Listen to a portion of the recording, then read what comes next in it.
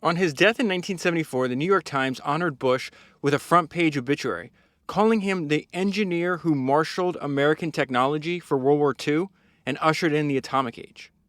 Jerome Wisner, science advisor to President Kennedy, judged Bush's influence on American science and technology so great that the 20th century may not yet produce his equal.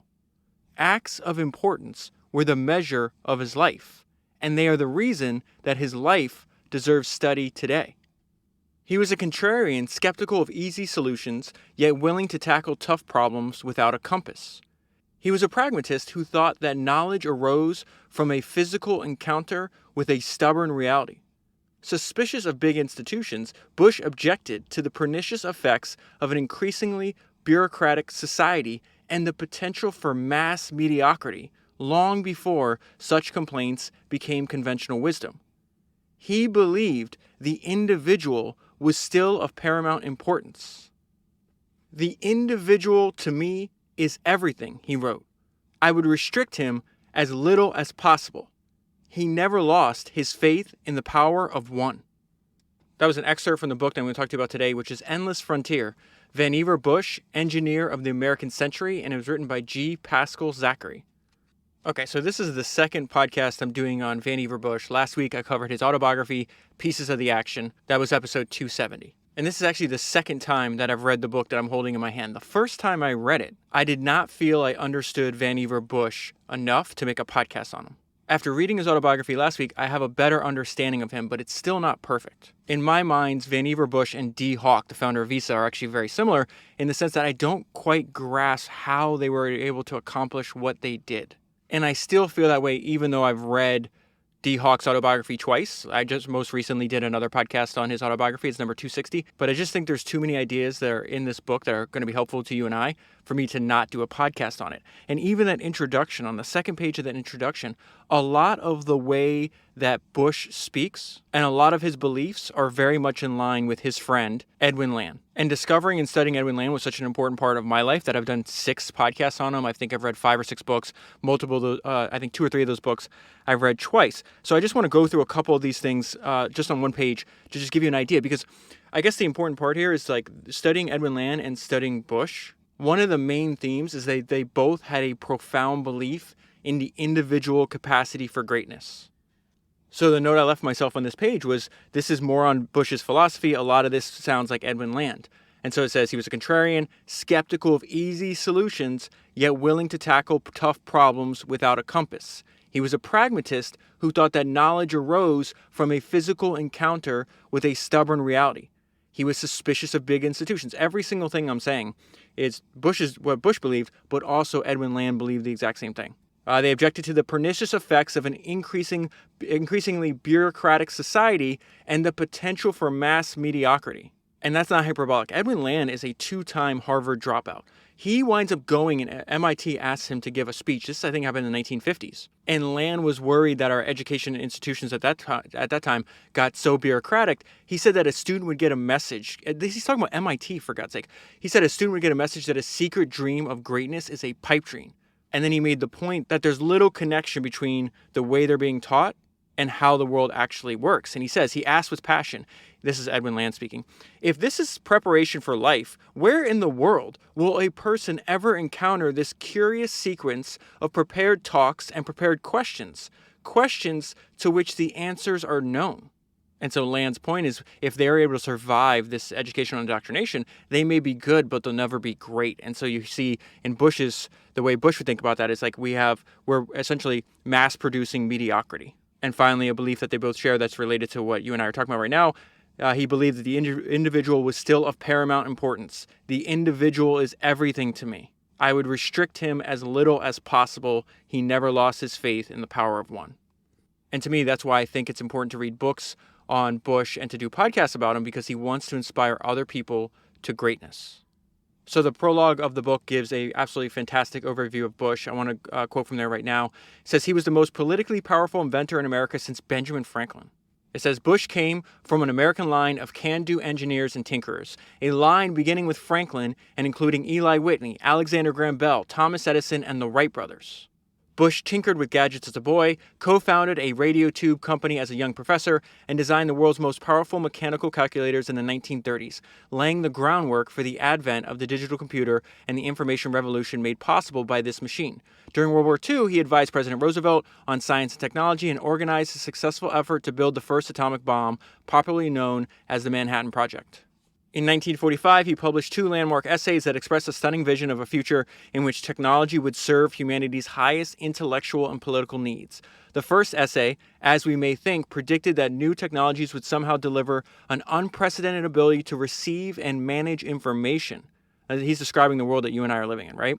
Thus improving the quality of life in untold ways. His words contain the germ of what would become the internet.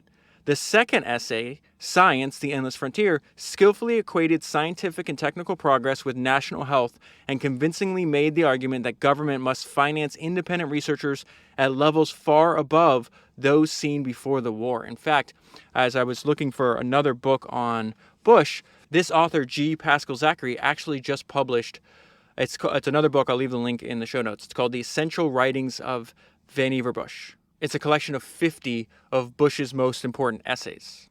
So I'm going to get the book. I think it's important because the reason I started studying him, and I told you this before on other podcasts, is like if you study, there's this gigantic economic explosion in American history that happens during and after World War II, right? And when you're reading books about these founders, and I probably read, 30, 40, 50 of them, Bush is in every single one. His writings and his ideas were influential to generations of technology company founders. And then this book goes into more of how he viewed the world. Bush saw the engineer as a pragmatic polymath. And he's going to describe here what that means. The engineer, he once wrote, was not a physicist, a businessman, or an inventor, but someone who would acquire some of the skills and knowledge of each of these and be capable of successfully developing and applying new devices on the grand scale. And that's important to you and I because he saw entrepreneurs as the people to organize these inputs and to convert the inputs into an actual practical product that could be used by other people. This realization that the engineer was the engine of the 20th century capitalism qualified Bush as the godfather of high technology and a leading proponent of industrial vitality through innovation. He co-founded one company and inspired many others that formed the nucleus of the Route 128 high-tech cluster near Boston at this time in American history. Bush's keen appreciation on the value of entrepreneurs made him a lonely advocate for economic dynamism when most economists welcome the concurrent rise of big business and big government. That's an important point to pause on. He's having these views. These views are completely opposite. He's having these views in 1950. It's completely opposite to the world that he's living in, and it's why the author at the very beginning called him a contrarian. He was among the few who realized the curative power of new ventures. The best way to limit monopoly economic power, he insisted, was through the advent of small new industrial units, what we call startups today. For if these latter have half a chance, they can cut rings around the great stodgy businesses.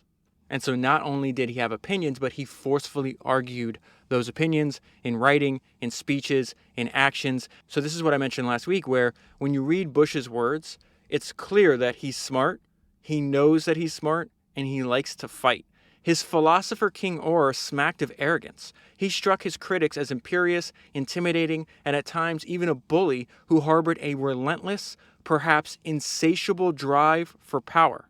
His intelligence, vitality, and candor impressed many. He enjoyed a good tussle, meaning a good fight, refused to back down from anyone, and when opposed, could explode in anger. He rubbed people in authority the wrong way, and he never shied away from a fight. He took as much ground as his opponent ceded. My whole philosophy is very simple, he told a few generals during the war. If I have any, this is actually a good idea.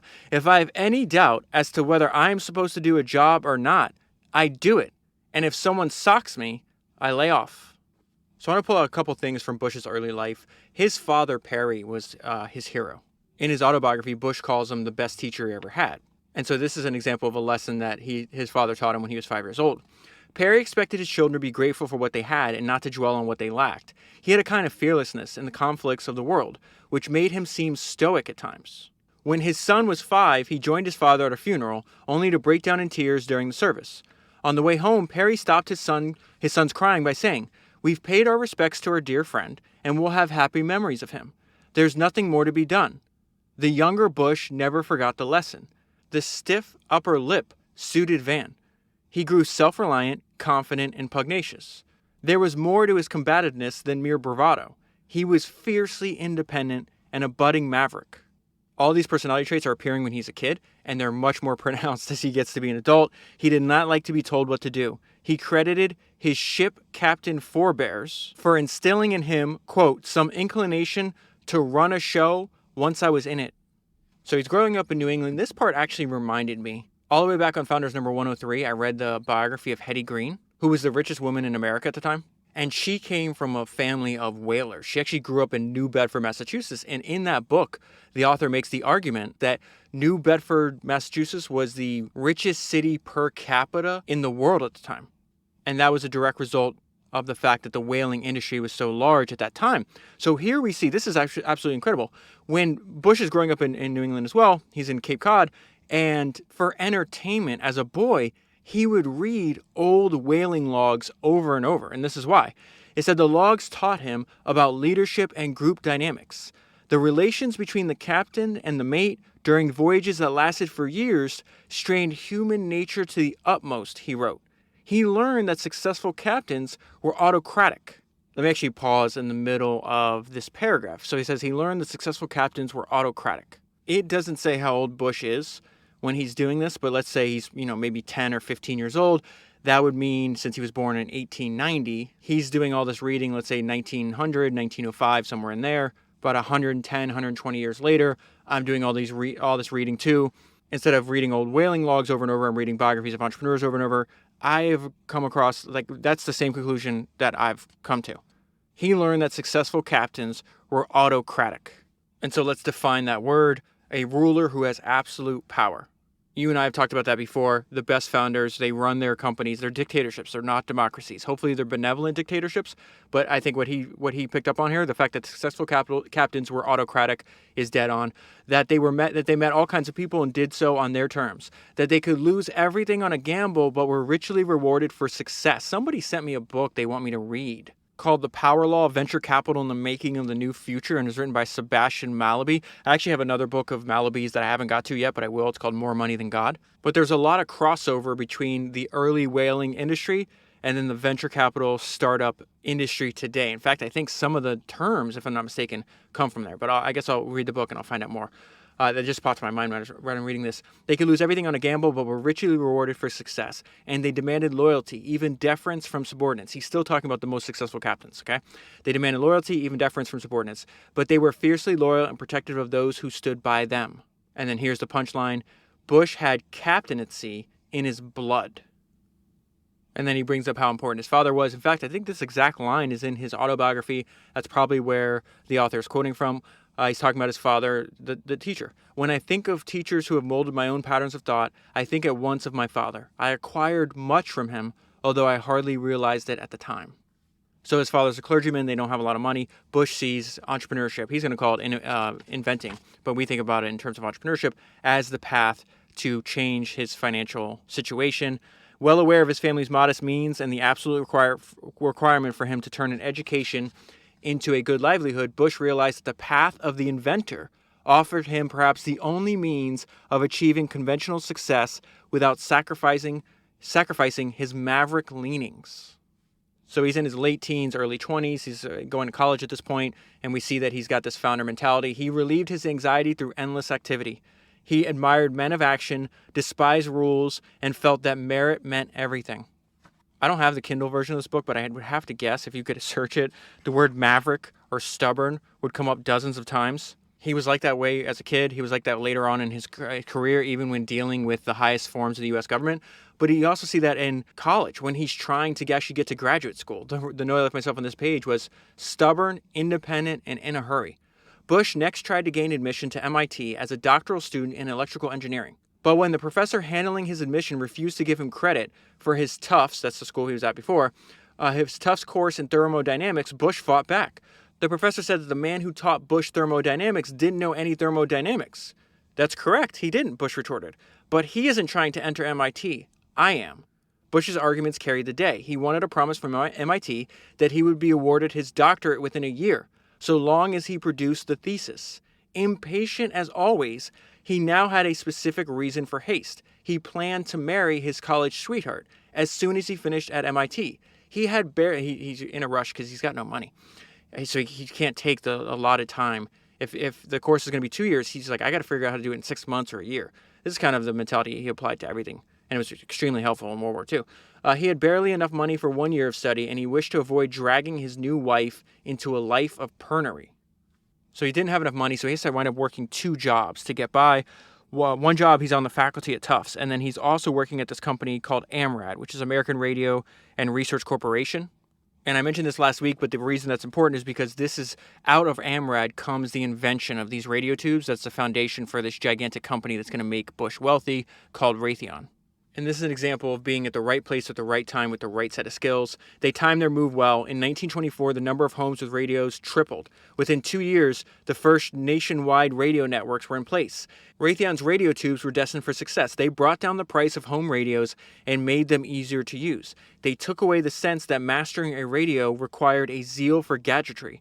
The ability to plug a radio into a wall socket rather than rely on unwielding batteries domesticated the radio. It was now no more threatening than an electric lamp. It will never cease to amaze me how all of these ideas fit together.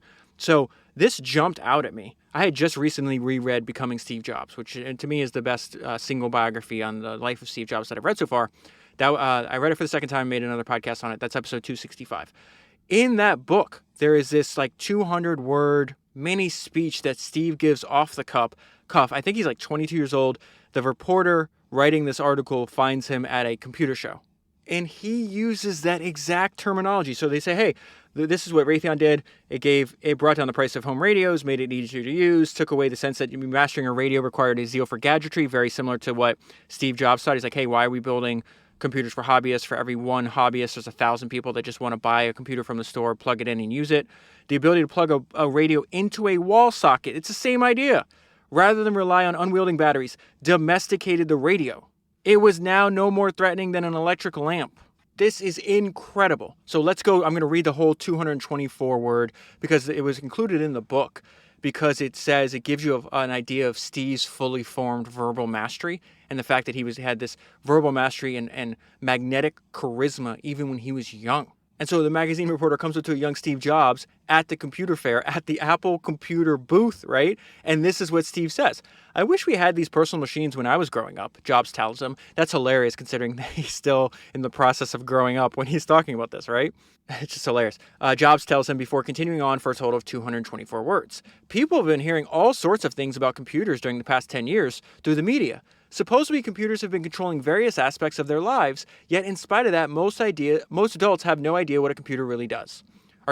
Computer really is, what it can or can't do. Now, for the first time, people can actually buy a computer for the price of a good stereo, interact with it, and find out all about it. It's analogous to the camera. There are thousands of people across the country taking photography courses. They'll never be professional photographers. They just want to understand what the photographic process is all about. Same with computers. We started a little personal computer manufacturing company in a garage in Los Altos in 1976. Now we're the largest personal computer company in the world. We make what we think of as the Rolls-Royce of personal computers. Here's the punchline, the reason I'm reading this to you. His next sentence. It is a domesticated computer.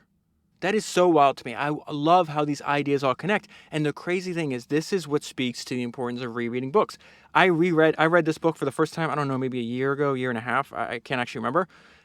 Just like I read the Becoming Steve Jobs probably 2 or 3 years ago. The fact that then I pick up the book, the Becoming Steve Jobs book, years later, or 2 or 3 years later, whatever it is, reread it, reminded of this fantastic excerpt that's in that book of a 22 or 21-year-old Steve Jobs. Then a few weeks later, or a month later, or 2 months later, I don't actually remember when it was, I picked this book up again, reread it. I'm like, oh, wow, where have I heard the word domesticated? It's a domesticated radio. What the hell? Why is my brain going crazy when I read that? And then I'm like, I'm pretty sure somebody said that about they domesticated the computer.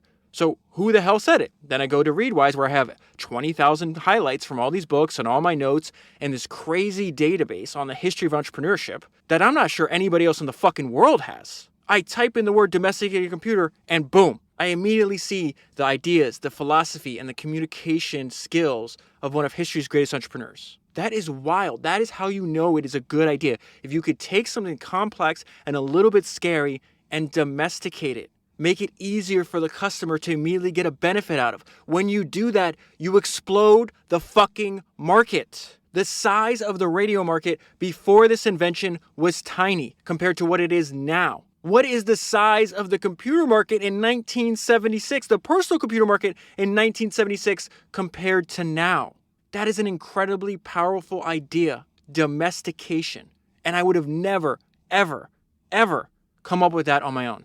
And these two separate experiences are separated by 50 years. This is happening in 1924. And that Steve Jobs quote is from 1977. That gets me fired up. Okay, I want to switch to the next page. This goes back to, I just love Bush's personality. I like the fact that he likes to fight, that he won't back down. And he knows that it's important because you're going to have, throughout your entire life, you're going to have people that try to bully or try to enforce their will on you. And those kind of people tend to only respect people that actually push back. So this guy, Jackson, runs the electrical engineering department at MIT. Technically, Bush works for him.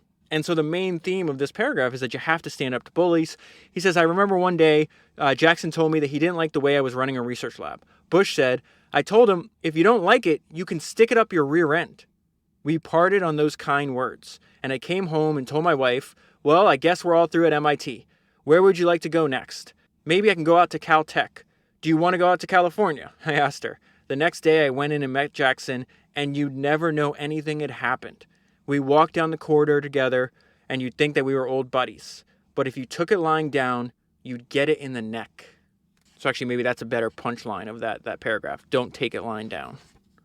And then this is Bush on his father's death. So it says, with Perry's death, Bush lost his only hero.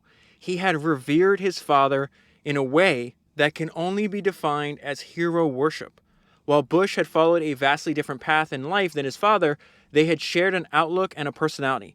They had never drifted apart either.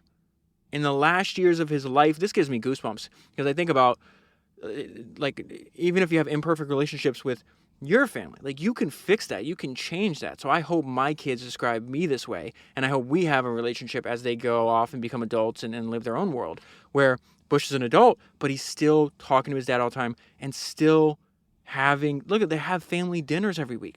So it says, while Bush had followed a vastly different path than his father, they had shared an outlook and a personality. They had never drifted apart either. In the last years of his life, Perry joined Bush for an evening meal every Sunday. So the phrase ceaseless activity is repeated over and over again in descriptions of Bush. This is another example of this idea where Mark Andreessen says that in a startup, you only ever experience two emotions, euphoria and terror. That you're prone to flip rapidly from a day in which you're going to own the world, that you think you're going to own the world, and then to the next day you'll feel that your business is doomed. And so we see Bush going through that now. Bush found that all his striving for knowledge, status, and wealth had taken a toll on him. Though he generally succeeded in taming his nervous energies through ceaseless activity, it wasn't always possible to exercise the demon of anxiety. He remained susceptible to bouts of nervous tension throughout his prime years. These eruptions of anxiety were hard to predict, but undeniable all the same. I can't think of one person I read a biography about that did not experience that. And I think the lesson there is everybody's got to figure out for themselves, like, how anxiety, terror, discomfort, emotional pain, all this stuff, it's inevitable. So what can I do to lessen its effects so I can work my way through it and not give up? Something that Bush used was he was a believer in hobbies. And so it says, as hard as Bush worked, he seemed equally intent on relaxing. And he did so by pursuing a myriad of hobbies. He was a great believer in the tonic effect of hobbies and took his private pursuits seriously. Whenever he fancied something, he did not go halfway. That's for sure. This guy is incapable of doing anything by halves. And then there's just this random line that I think is fantastic advice. It's the advice that he gave his sons. My father used, this is his sons talking. My father used the phrase, justify the space you occupy, which graphically conveys a message. Justify the space you occupy. Throughout the book, from the very first page almost to the very end, is this theme that reappears over and over again, the fact that the world that we live in is going to be dominated by science and technology. And if you don't learn how to utilize these tools, you're going to be run over. And he applies this to all kinds of different domains, from education to war to building a company. And so I pulled out this one specific paragraph and this one specific quote from Bush because I love it. You can reduce it down to a maxim, which is, do not emulate the ostrich. For better or worse, we are destined to live in a world devoted to modern science and engineering. If the road we are on is slippery, we cannot avoid a catastrophe by putting on the brakes, closing our eyes, or taking our hand off the wheel. What is the sane attitude of a scientist or layman? Absence of wishful thinking, no emulation of the ostrich. As you can imagine, for somebody like Bush, learning was a lifelong pursuit. And one way to express the value of that is this maxim. It says, his success and his pleasure in his success lent credence to this assertion. Brains are wealth, and wealth is the chief end of man. A few pages later, it goes back to this idea. For better or worse, we're destined to live in a world devoted to modern science and engineering and the increasing effect of technology on the world that we live in. Bush disagreed that America had overdosed on technology. That's hilarious because this is happening this is before the 1940s. Bush disagreed that America had overdosed on technology. Snapping at critics, would we go back to an earlier time with less sophisticated technology, he asked? Of course not, because the standard of living has gone up, not down, due to technological advance. Besides, humanity cannot separate itself from technology. It is us. For better or worse, he warned, we are destined to live in a world devoted to modern science and engineering. And then we get an overview of his entire life philosophy. You could even say this was Van's religion. He insisted that discipline must be self-applied or it will be externally imposed. Bush's own personal religion stood in sharp contrast to the collectivist ideal. Shunning organized denominations, he raised his faith in individuality into a secular spirituality, a capacity for joy and self-mastery, a sense of tradition, and the courage to meet difficulties with a smile or a joke. These were the hallmarks in Bush's view of a life worth living. The greatest thing he told his MIT students is to play an effective part in a complete scheme of things. He found romance in adversity and solace in hard work. Sheer activity was his antidote for doubt and the avenue leading to existential satisfaction. And then he goes back to this point that universities are just mass-producing mediocrity. Bush bemoaned the failure of teachers to show students how to tackle a comprehensive engineering problem in its entirety, drawing his tools from various sources, ranging across mathematics, physics, chemistry, and even economics. Instead, students were usually taught by a narrow specialist with an interest in the minutiae of a very limited field. That's a direct quote from Bush. They're taught by a narrow specialist. Remember this part because he's going to contrast the way people are being taught with what the self-education from Leonardo da Vinci and Ben Franklin. So he says students are being taught by a narrow specialist with an interest in the minutiae of a very limited field. As a result, the student is hounded, Bush insisted. His hours are crowded and closely scheduled. He has little time for reading or reflection, and he does little such. All but the exceptional students become automatons. For Bush, this is a really good punchline here, actually. For Bush, using freedom wisely was the whole point of life, and so must be the entire thrust of education. And I would compare what he's saying there with what Edwin Land said, that formal schooling destroys the capacity for individual greatness. And so he goes into more detail why he thinks this is dangerous and unnecessary. In these days when there is a tendency to specialize so closely, it is well for us to be reminded that the possibilities of being at once broad and deep did not pass with Leonardo da Vinci or Ben Franklin. Men of our profession, we teachers, are bound to be impressed with the tendency of youths of strikingly capable minds to become interested in one small corner of science and uninterested in the rest of the world. It is unfortunate when a brilliant and creative mind insists upon living in a modern monastic cell. We feel the results of this tendency keenly as we find men of affairs wholly untouched by the culture of modern science and scientists without the leavening of humanities. I'm going to pause right there. Think about what his friend Edwin Land said, that he wanted to build a company at the intersection of science and the humanities, or technology and the humanities. One most unfortunate product is the type of engineer who does not realize that in order to apply the fruits of science for the benefit of mankind, he must not only grasp the principles of science, but also know the needs and aspirations, the possibilities and the frailties of those whom he would serve. In other words, he's got to know the nature of humans. Another way to think about Bush is the fact that he's an evangelist for entrepreneurship, for inventing, for learning, and that he couldn't help himself. He would invent for fun. Bush was an irrepressible inventor. While an astute manager of research teams, he often pursued his grandest intuitions alone. For him, inventing was a calling, a way of life. Inventing was a game. He was good at it, and it relaxed and amused him. No matter how tight his schedule, Bush never stayed away for long from his own experiments. He would find sheer pleasure in tinkering. And then out of his own experience, he realizes the need to develop some kind of tool for thought. And what he's going to describe here, so what I'm about to read to you here, he's thinking about this in the 1930s. He's going to describe the way you and I use personal computers today. He mused about ways to automate the activity of thinking itself. People trying to think straight in the midst of complexity, as he often did, needed more than a device that just crunched numbers. They needed help in disciplining their random ideas. More important, they needed a way to manage the rapidly growing amount of documents and data that threatened to overwhelm the specialist and render whole fields incomprehensible to even the intelligent layman. Bush wondered if some sort of thinking machine might forestall what looked to be an inevitable information glut. And so not only did he have these thoughts, but he put them out. He wrote them. He shared them with other people. He spoke about them. In fact, I came across this paragraph a couple pages later after he's talking about, hey, I need a tool for thought. Like, what can we do here? What he's about to describe here, he's describing the Kindle, right, in 1936. So he publishes an article in Technology Review magazine, and he says he envisioned paper books being replaced by microfilm readers. He outlined a device that would store and reproduce on a screen thousands of books.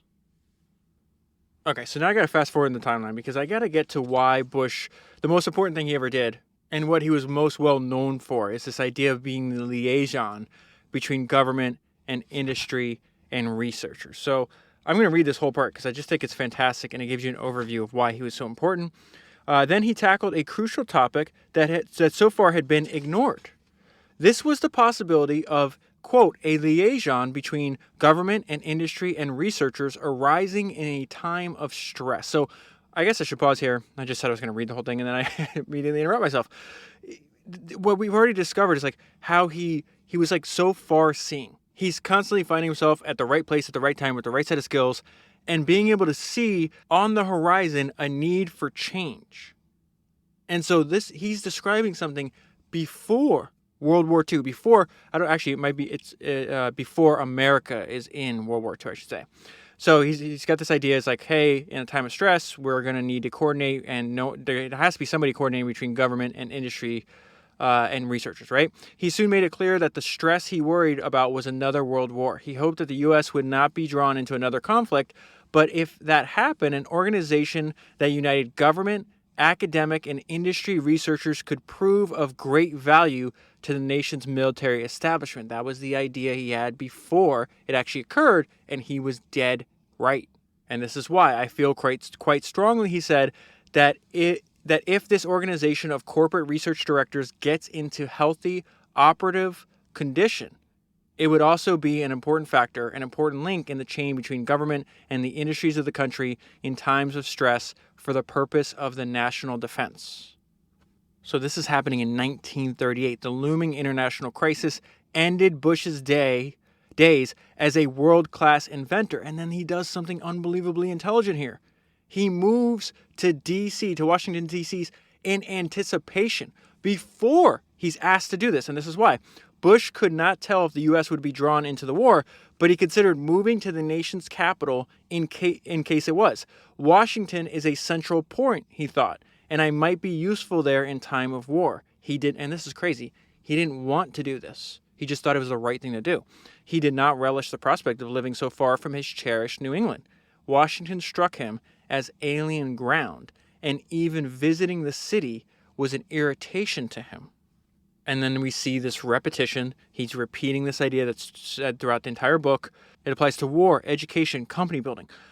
This is happening. This chapter is on 1939 to 1940, so I think this is when he said it. It is being realized with a thud that the world is probably going to be ruled by those who know how, in the fullest sense, to apply science.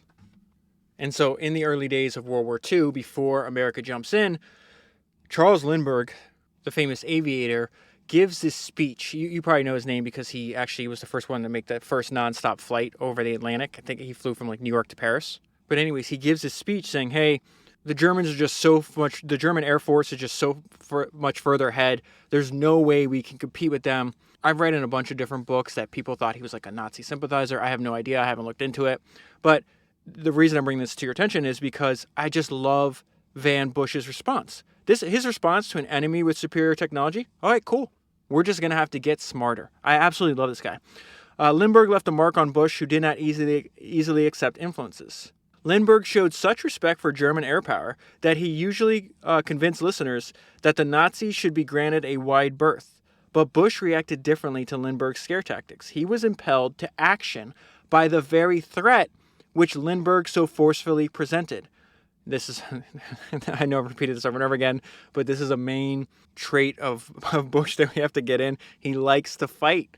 Not one to retreat from a fight, Bush felt the country could keep its peace only by showing its strength. He wisely asserted that every innovation in war could be stymied by a counter-innovation. He glimpsed around the curve of knowledge, exuding a poise and confidence, and that tomorrow's inventions would erase the advantage of today's dominant weapons. This is way before the invention of the atomic bomb. How crazy is this? He was not unnerved by Germany's lead in military hardware. Neither did he accept American weakness. This is a little bit about Bush coming to respect FDR, even though he did not agree with his policies. He says Roosevelt wanted an inventive government rather than an orderly government. That's a really interesting idea to apply to companies. We want an inventive company rather than an orderly company. I think big bureaucratic companies, right, they optimize for order over invention, where startups or smaller little groups of smart people actually want the opposite. I like that idea. Roosevelt wanted an inventive government rather than an orderly government. Not a team of reliable workhorses, but a team of high-spirited and sensitive thoroughbreds, even if that meant he must spend time hand-holding his prima donnas. That just made me think of something. Let me grab it, actually. I have a couple quotes. When I got to this section, it's about how it says FDR and Bush, brevity is the soul of wit. David Ogilvy has really influenced my thinking on the importance of brevity. But then I'm just sitting here thinking, he's like, he wants an inventive government rather than an orderly government, and he's willing, even if he has to spend time hand-holding his prima donnas. I'm like, where have I heard that before? I just put in the term lay golden eggs. This comes from Confessions of an Advertising Man, which is David Ogilvy's autobiography. I did this all the way back on Founders number 89. I got to reread that book soon. It's been... When did I put that podcast out? September 15th, 2019. Yeah, Ogilvy's like a hero of mine now. I got to reread his autobiography. But he says something fascinating. It's very similar to what the conclusion FDR is arriving at here. And David Ogilvy says, tolerate genius. Conan Doyle wrote that mediocrity knows nothing higher than itself. My observation has been that mediocre men recognize genius, resent it, and feel compelled to destroy it. There are very few men of genius in advertising agencies or in any company anywhere, but we need all we can find. Almost without exception, they are disagreeable. Do not destroy them. They lay golden eggs. So let me repeat that in even smaller. Tolerate genius. There are very few men of genius, but we need all that we can find. Almost without exception, they are disagreeable. Do not destroy them. They lay golden eggs. Absolutely fantastic. Go back to this book. Bush was a high-spirited thoroughbred and no doubt a prima donna. He pulled out a single sheet of paper that contained a crisp description of his plan for mobilizing military technology. Remember, brevity is the soul of wit. That's what we're talking about here. He pulls out a single sheet of paper that contained a crisp description of his plan for mobilizing military technology. Bush then steeled himself to answer tough questions, and he does it in like this 6 point. There's like 6. It's numbered 1 through 6, like basically bullet points of what he has in mind. So he says he steeled himself to answer tough questions from the president, but Roosevelt had already made up his mind. After a few casual comments, he wrote OK-FDR. This is what he would do throughout the war. Like you send him in information, like you need authorization to do something, whatever the case is. This communication, the way the FDR would communicate, think about all the stuff he's managing at this time. It's got to be insane, right? And that's what you were looking for. You wanted OK-FDR on the paper back to you. OK-FDR on the single sheet of paper. Bush was elated. He had his endorsement, and it had come in less than 15 minutes. And so David Ogilvy's religion was brevity. I'm going to quote from a couple different, I have all these highlights saved from his books. This is from Ogilvy in Advertising. He says, I ask you to forgive me for oversimplifying some complicated subjects and for the dogmatism of my style, the dogmatism of brevity. We are both in a hurry. And this is also why his love of brevity is why I think David Ogilvy may be the single best writer that I've ever read any books from. It says Ogilvy believed in a model of clarity and brevity. His ideas gain power from a terse, compact writing style. I believe in the dogmatism of brevity. All of the books, and I'll leave a link in the show notes and available at punishpodcast.com to list all the different books I've read and podcasts I've made about Ogilvy. But what I try to convince people is like, listen, just right now, go on Amazon, go wherever you buy your books, order the unpublished David Ogilvy. It's like a collection of memos and writings he did. These were internal things. These were not meant for external publications.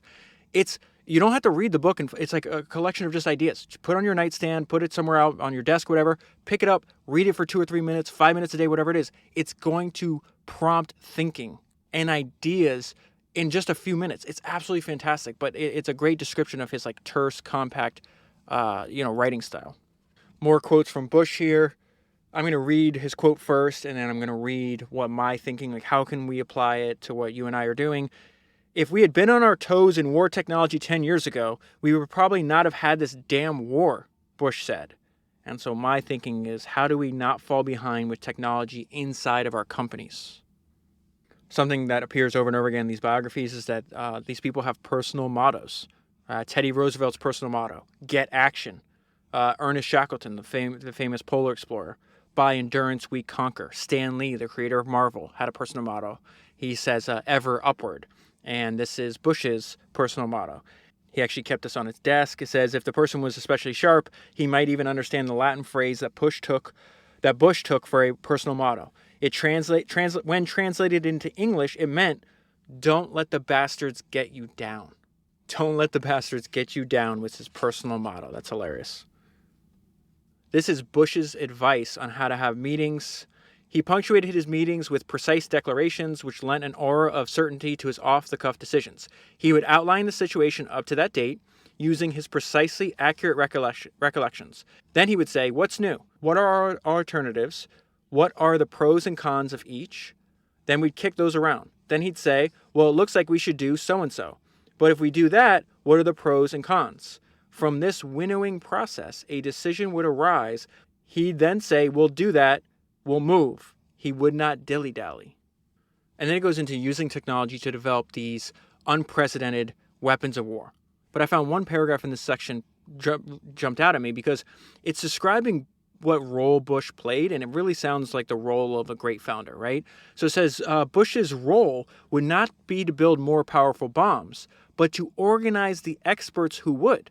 He would not immerse himself in the making of any special weapon, but become the father, in a sense, to all weapons that would spring from his lab. He would sustain his far-flung researchers financially and organizationally, protect them from arbitrary demands of others in government, and in the end, shepherd the fruits of their labors onto the field of battle. And then this is just an amazing description because with FDR, General Groves, Oppenheimer, and Bush, they're really operating in a hidden world that very few people know exists. There's some detail. I read this fantastic book about the partnership between Groves and Oppenheimer. It's episode 215, rather. If you haven't listened to it, it's called The General and the Genius, Groves and Oppenheimer, the unlikely partnership that built the atom bomb. And of course, Bush is in that book as well. But this was just one paragraph. It's just fantastic writing I wanted to share with you because it's a way to think about the Manhattan Project. Throughout the war, Bush shared in a secret world. This secret world was like a box within a box, a hidden room behind the wall of war. It had its own rules, or rather, no rules. It mocked all of Bush's other war work, looming in the background like a ghoulish shadow. With the passing of each day, the shadow grew larger and larger until it engulfed everything in sight. This was the new world of the atomic bomb. And then a few pages later, just 2 sentences here that I think are very important because Bush has got a giant ego, but he's got to subjugate his own ego in service of the country. And so this is how Bush saw his role in this project. Bush saw his role as the relayer of reliable opinions from scientists in the trenches to Roosevelt and his aides. He did not mind serving as a messenger, provided he believed in the intelligence and judgment of those who had written his script. So something Bush has mentioned multiple times, he mentioned in his autobiography, mentioned in this book, he talks about how rough and tough. It's like we live in a tough world. The direct line is we are living in a real and tough world. And I think that statement is informed by all the things that he had to live through and just saw that you have to do when your survival, your literal life and death survival is on the line, that you have to be willing to do whatever is necessary to actually win. And so throughout the book, there's some examples of how far they're willing to go. And even like a cursory study of history is like in a time of war, there is no limit to how far humans will go. This is an example of that. Throughout the war, the state of Germany's bomb project was the great unknown. So they had to ponder ways to reduce this threat.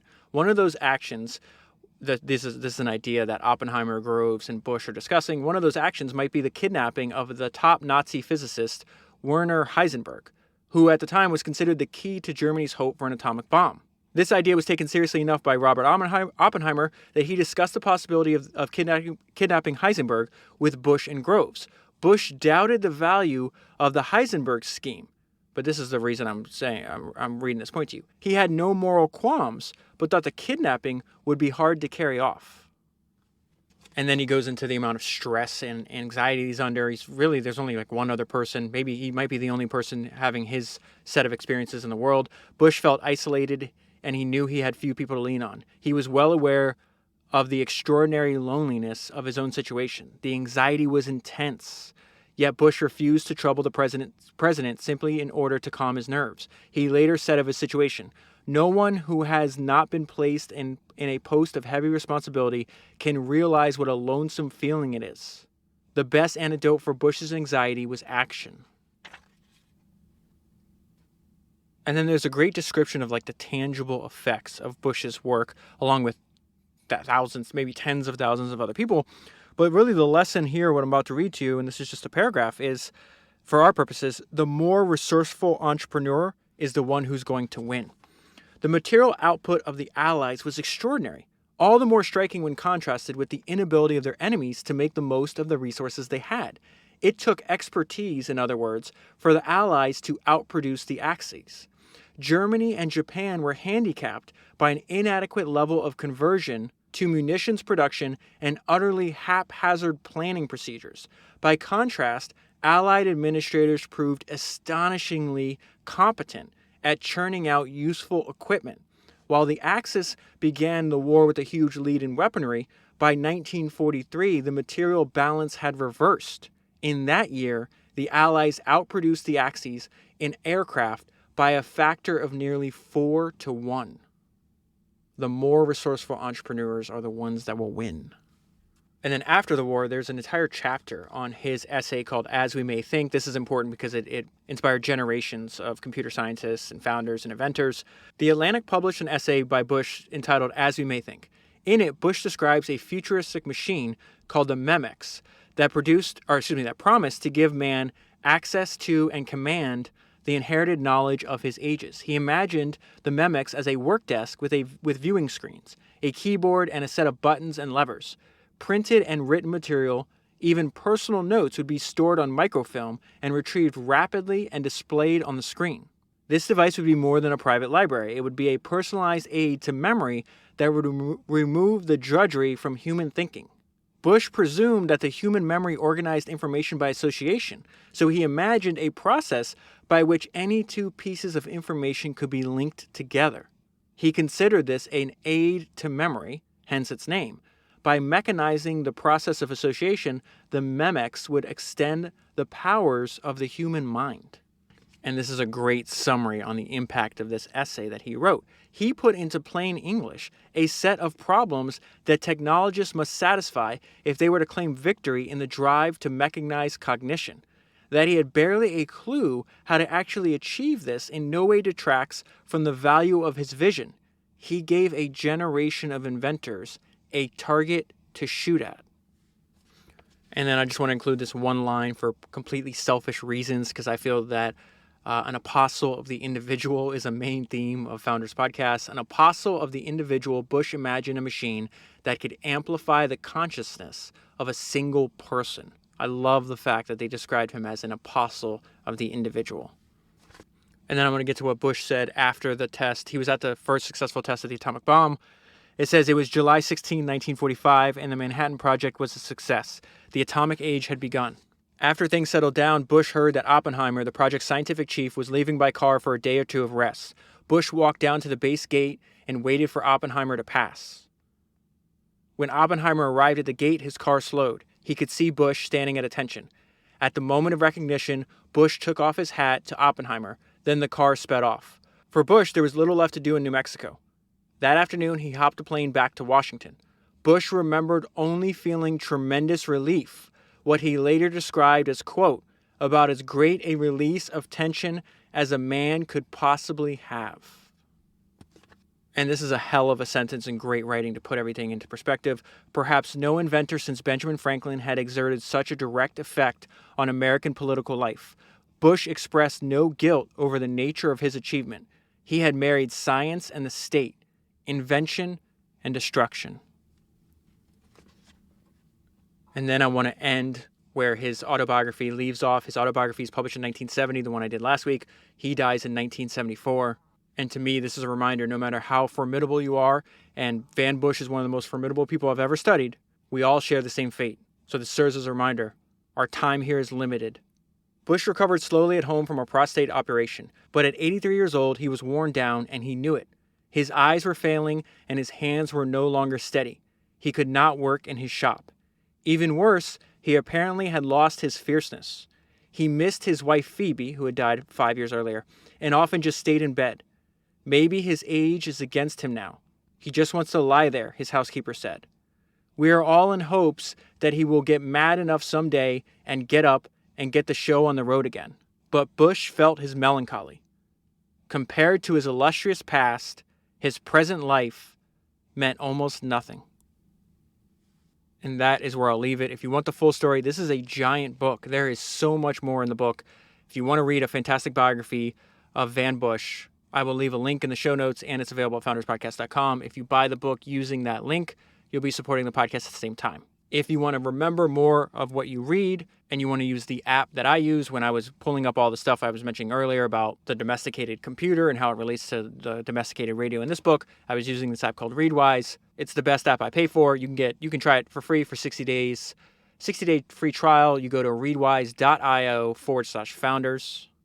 That is 271 books down, 1,000 to go. And I'll talk to you again soon.